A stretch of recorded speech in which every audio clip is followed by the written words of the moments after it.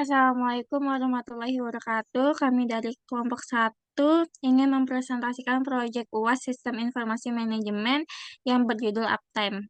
Di sini kami akan memperkenalkan kelompok kami terlebih dahulu, yaitu saya sendiri Diva Farah Firanika dengan NIM 632202777, lalu ada Anggita Kurniawati Dewi dengan NIM 6320203, ada Rien dengan NIM 6322035,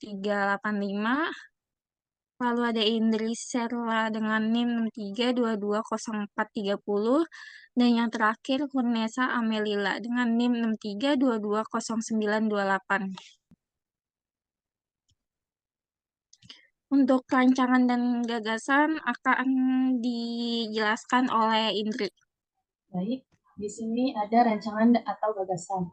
Kami memutuskan untuk membuat aplikasi yang dapat menjadi asisten dari pengguna dalam melakukan pekerjaannya. Di sini, kami telah memutuskan untuk membuat aplikasi reminder yang akan bekerja seperti virtual assistant dari para pekerja. Muncullah beberapa kata kunci, yaitu waktu, pengingat, keaktifan, alarm, terbaru.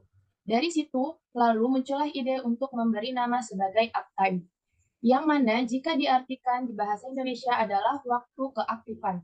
Dan juga di beberapa web yang kita buka, uptime sendiri berarti periode atau waktu, di mana sebuah mesin bekerja dan dapat digunakan available. Lalu setelah kami sesuaikan artinya, maka dapat ditarik kesimpulan bahwa penggunaan nama uptime ini selaras dengan konsep dan tujuan dari pembuatan aplikasi kami.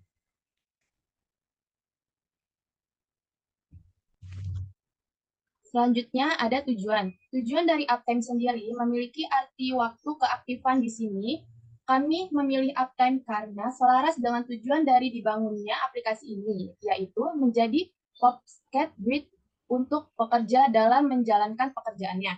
Selain itu juga uptime dapat menjadi aplikasi untuk memantau keaktifan para pekerja dalam melakukan tugas-tugasnya. Maka dari itu, kami memilih kata uptime sebagai nama aplikasi kami. Selanjutnya ada manfaat teoritis aplikasi uptime. Yang pertama, pengelolaan waktu yang efektif, yaitu mendukung teori bahwa perencanaan dan pengaturan yang baik dapat meningkatkan efisiensi kerja. Yang kedua, peningkatan produktivitas, yaitu memperkuat konsep bahwa manajemen waktu yang efektif berkontribusi pada peningkatan produktivitas individu dan tim. Yang ketiga, komunikasi efektif dalam organisasi, yaitu mengurangi miscommunication dan meningkatkan koordinasi tim dengan penyebaran informasi yang tepat waktu dan akurat. Yang keempat, efisiensi operasional, yaitu membantu mengatur jalannya pekerja dengan baik melalui fitur pengingat yang disesuaikan dengan kebutuhan pengguna. Yang kelima, koordinasi tim yang lebih baik, yaitu memastikan bahwa informasi atau tugas disampaikan secara efisien kepada seluruh anggota tim, mengurangi resiko keterlambatan. Untuk selanjutnya akan dibacakan oleh Mbak Rian. Baiklah, selanjutnya adalah manfaat praktis aplikasi uptime. Yang pertama, pengaturan pekerjaan yang baik, membantu mengatur jalannya pekerjaan dengan baik melalui pengingat yang tepat waktu dan personalisasi. Yang kedua yaitu efisiensi kerja, adalah meningkatkan efisiensi pekerjaan dengan memastikan setiap aktivitas dapat diselesaikan tepat waktu dan sesuai prioritas. Yang ketiga adalah penyebaran informasi yang efektif, yaitu fitur kolaborasi memungkinkan berbagai pengingat dan tugas antara anggota tim, memastikan akses informasi yang merata. Yang keempat, pengurangan keterlambatan, yaitu mengurangi tingkat keterlambatan pekerja dengan memberikan pengingat waktu tentang tenggat waktu dan jadwal penting. Yang kelima, peningkatan efektivitas pekerjaan, yaitu meningkatkan efektivitas pekerjaan dengan memberikan notifikasi dan pengingat yang jelas dan teratur. Yang keenam adalah reduksi miscommunication, yaitu mengurangi miskomunikasi dengan memastikan semua anggota tim selalu up to date dengan informasi terbaru dan tugas yang harus diselesaikan. Penjelasan pembuatan aplikasi. UI dari aplikasi Uptime ini dirancang menggunakan software Figma. Semua aset dan juga prototipe didapatkan dari aplikasi Figma. UI dari aplikasi Uptime memiliki total 38 frame yang telah terprototype untuk masing-masing frame-nya.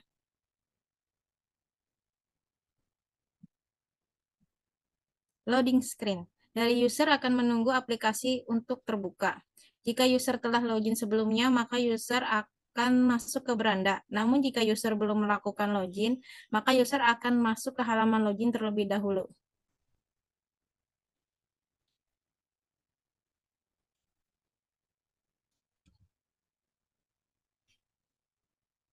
Login page. User akan diberikan pilihan untuk login menggunakan akun yang telah dibuat oleh perusahaan. Username dan password diberikan oleh perusahaan atau menggunakan email perusahaan. Berikut adalah tampilan login page-nya. Oke, selanjutnya akan dilanjutkan oleh Kurnesa. Terima kasih.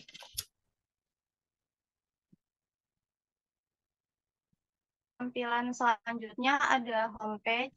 Setelah login, user akan masuk ke dalam halaman beranda. Di sini terdapat tanggal hari ini, tugas yang akan datang, dan agenda bulan ini yang jika diklik maka akan masuk ke halaman lain. Tampilan selanjutnya ada notification pada homepage.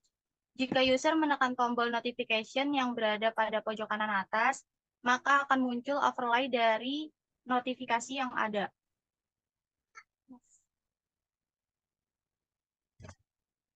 Lalu ada upcoming page. Setelah user menekan upcoming yang berada di beranda, maka user akan masuk ke halaman ini. Di sini user dapat melihat agenda yang akan datang. Agenda ini akan dibedakan berdasarkan bulan. Gambar di samping merupakan gambaran agenda bulan Februari.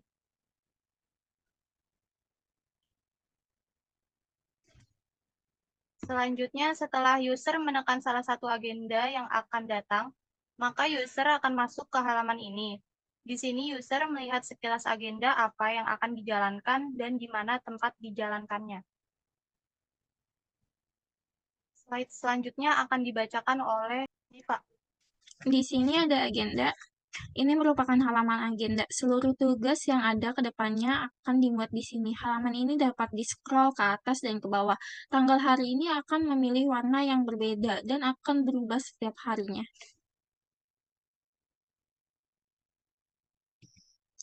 Today activities.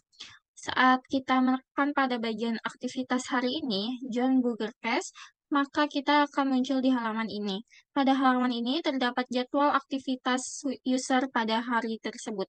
Halaman ini dapat di-scroll ke atas dan ke bawah. Pada halaman ini, user dapat mencentang tasks yang telah dilakukan.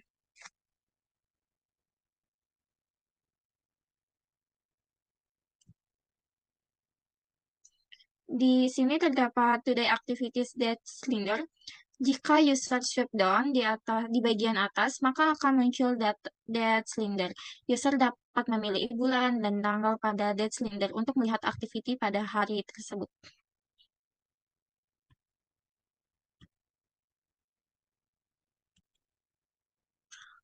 Berikut tampilan alarm. Jika user menekan tombol alarm yang terdapat pada Today Activity atau pada toolbar, maka user akan masuk ke halaman ini. User dapat mengatur waktu alarm. Setelah alarm selesai diatur, maka akan muncul notifikasi seperti pada gambar di kanan. Selanjutnya akan dibacakan oleh Anggita. Nah, selanjutnya di sini ada alarm yang telah diatur, itu akan menyala sesuai dengan waktunya. Overlay akan muncul menutup layar walaupun user sedang tidak membuka handphone atau sedang membuka aplikasi lain.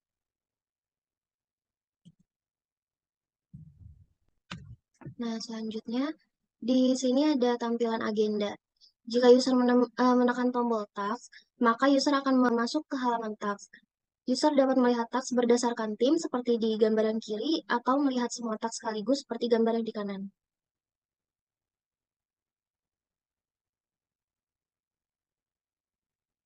Lalu di halaman agenda, user juga dapat melihat task yang sudah selesai dikerjakan, seperti di gambar yang sebelah kiri, dan user juga dapat melihat task yang sudah lewat tanggal dan belum dikerjakan, seperti gambar di sebelah yang kanan.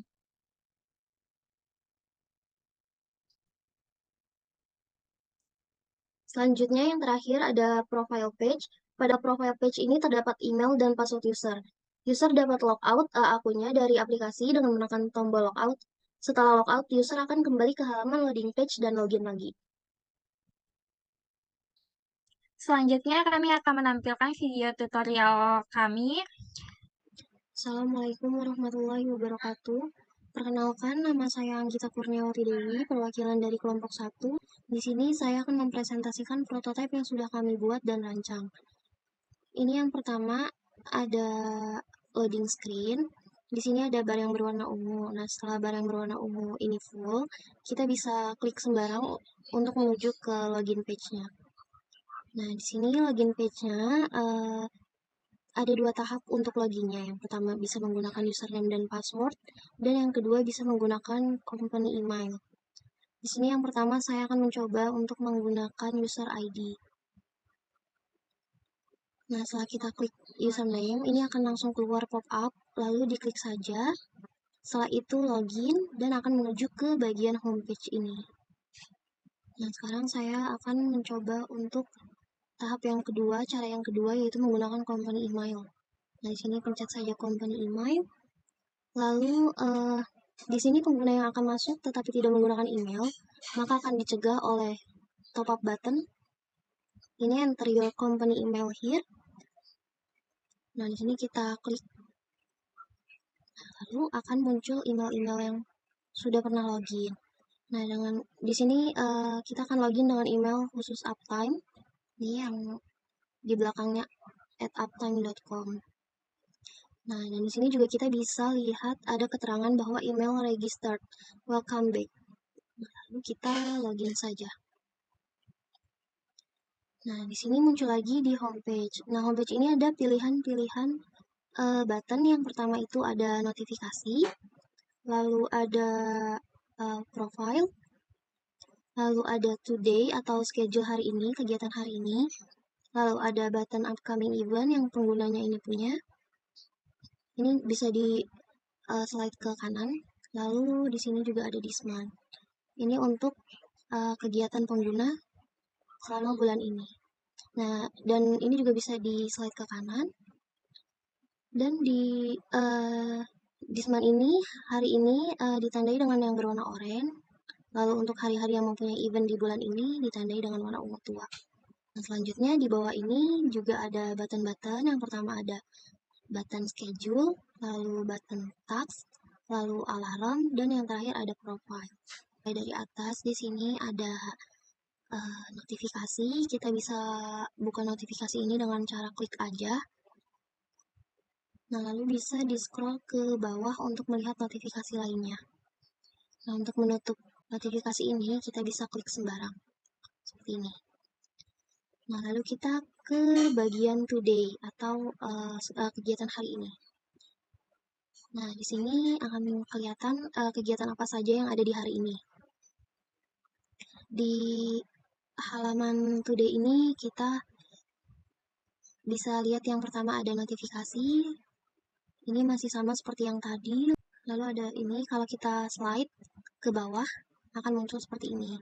Ini gunanya untuk melihat jadwal di bulan atau tanggal tertentu. Di sini kita bisa menceklis kegiatan apa saja yang sudah diselesaikan. Contohnya seperti ini. Atau di sini juga bisa menggunakan fitur alarm untuk pengingat agar kegiatan tidak terlewat. Ini kalau kita klik alarm ini akan membawa kita menuju ke alarm seperti ini. Di sini kita bisa setting untuk jamnya, misal jam 7. Lalu kita klik done. Setelah itu akan langsung muncul notifikasi bahwa alarm sudah berhasil disetting. Alarm has been set. Misal tadi kita setelah men-setting alarm, kita coba pencet alarm lagi. Nah, nanti akan muncul pop-up seperti ini. Ini akan memenuhi screen pengguna, walaupun pengguna sedang membuka aplikasi lain seperti WhatsApp. Alarm ini akan tetap muncul sesuai jam yang sudah disetting, maka HP akan berdering atau kalau di silent akan bergetar. Nah, setelah itu kita klik done dan akan muncul di tampilan alarm yang awal. Oke, lanjut. Sekarang kita ke bagian upcoming. Ini kita klik. Lalu akan masuk ke bagian upcoming event page. Di sini buttonnya masih sama, ada profile, ada notifikasi, lalu ada masing-masing upcoming event yang sudah kami buat untuk overlay sendiri. Lalu misal kita klik, dia akan muncul untuk penjelasan singkat tentang eventnya, seperti lokasi dan tagline atau kesimpulan eventnya seperti apa. Oke, di sini lanjut kita ke bagian this month. Kita klik di bagian hari ini, lalu akan masuk ke schedule. Nah, di sini ada schedule hari ini atau bulan ini sampai di bulan-bulan berikutnya. Kalau misalkan kita scroll ke bawah seperti ini. Oke, lanjut. Kita ke bagian tax. Di sini sudah dibedakan menjadi dua tipe, yaitu ada all team dan all tax. Yang pertama ada all team. Nah, di sini tuh ada 4 tim dan akan dibedakan untuk warna dan isinya tiap masing-masing tim. Seperti ini, ada tim 1, tim 2, tim 3, dan tim 4 dengan warna yang berbeda-beda. Dan yang kedua ada all tax. Di all tax ini akan dibedakan menurut timnya menggunakan warna. Misal tadi tim 1 berwarna kuning, maka di sini yang berwarna kuning itu tandanya adalah tugas tim 1. Dan misal ini warna abu-abu berarti itu adalah tugas tim 4. Gitu, dan seterusnya. Nah, selanjutnya di bagian task ini ada task yang telah dikerjakan. Ini kita klik ini, atas ini. Seperti contohnya yang paling atas ini ada tim 3 telah menyelesaikan fireworks show pada tanggal 31 Desember 2022. Lalu ada tim 1, tim 2, tim 1, tim 2. Ini artinya mereka sudah menyelesaikan pekerjaannya. Lalu di sampingnya ada button untuk task yang tidak dikerjakan atau terlewatkan seperti ini. Di sini ada tim 1 yang melewatkan pekerjaan Maulid Nabi Muhammad pada tanggal 28 Oktober dan tim 3 yang melewatkan pekerjaan Batik Day pada tanggal 2 Oktober. Ini bisa kita back aja lewat atas ini. Nah, lalu di bawah sini lanjut ada button alarm yang tadi sudah saya jelaskan. Lalu kita lanjut aja ke button profile yang terakhir. Nah, di bagian profile ini akan menunjukkan untuk profile dia sendiri, yaitu yang pertama nama, lalu ada jabatan, email, password email, dan ada button logout. Nah, button logout ini akan membawa kita untuk keluar dari akun dan muncul di bagian login page yang pertama. Login page, maaf. Nah, ini dia. Sekian dari presentasi kami, kurang lebihnya mohon maaf. Wassalamualaikum warahmatullahi wabarakatuh.